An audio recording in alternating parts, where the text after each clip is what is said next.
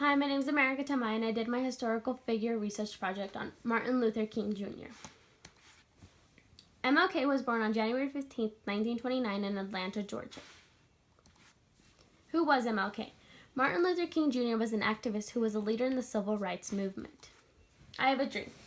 Martin Luther wanted change, and by doing so, he was an active leader in the civil rights movement, delivering speeches. His I Have a Dream speech was given on August 28, 1963, on the steps of the Lincoln Memorial in Washington, D.C. Martin Luther King believed that one day equality will come to this world and once and for all free the blacks. For this vision that he wasn't just giving but working day by day to see, he was looked up by many people back then and is still a figure we admire today.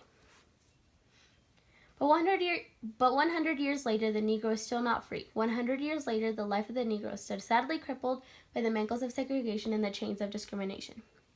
We have been seeking change, but can we have change if not all of us come to compromise? We are making less of a human because of race. The ones of the color back will never rise because we keep pushing them down. God's children, black men and white men, Jews and Gentiles, Protestants and Catholics will be able to join hands and sing to the words of the old Negro spiritual, free at last, thank God Almighty, we are free at last. When we are able to be accepting of everyone and of everything, we will come together and cheer for freedom. MLK is seeking to see this change.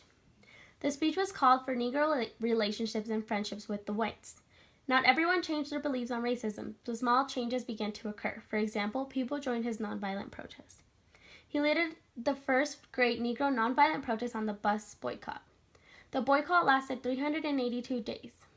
In 1955, he became more involved in the Montgomery, Alabama boycott of city buses, where Africans were only allowed to ride in the back.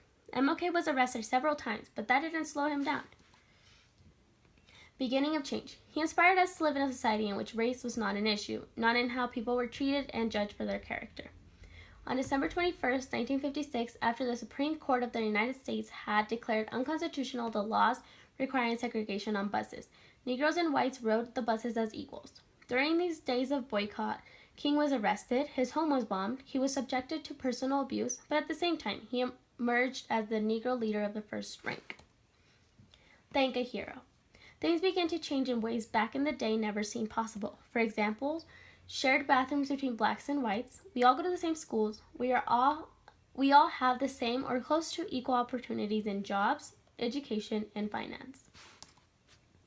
For all the advocating for nonviolent protest, the leadership that he provided, his speech, I Have a Dream, and for the organizations he made to make sure people were successful with their nonviolent protests, and all that he proclaimed, we saw work and continue to see improve, and for all these many reasons we have him to thank for the world we live in today.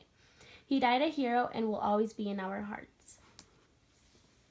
Losing a hero. Martin Luther King Jr. was assassinated by firearm. He was shot while standing on the balcony outside his second floor of his room. He was shot in Memphis, Tennessee. He was on his way to dinner when a bullet struck him in the jaw and damaged his spinal cord. King was soon pronounced dead after his arrival at the Memphis hospital. He passed at the young age of 39 years old. On April 4, 1968, in Memphis, Tennessee, we lost a hero of the nation of blacks. Here's my works cited. Thanks for watching.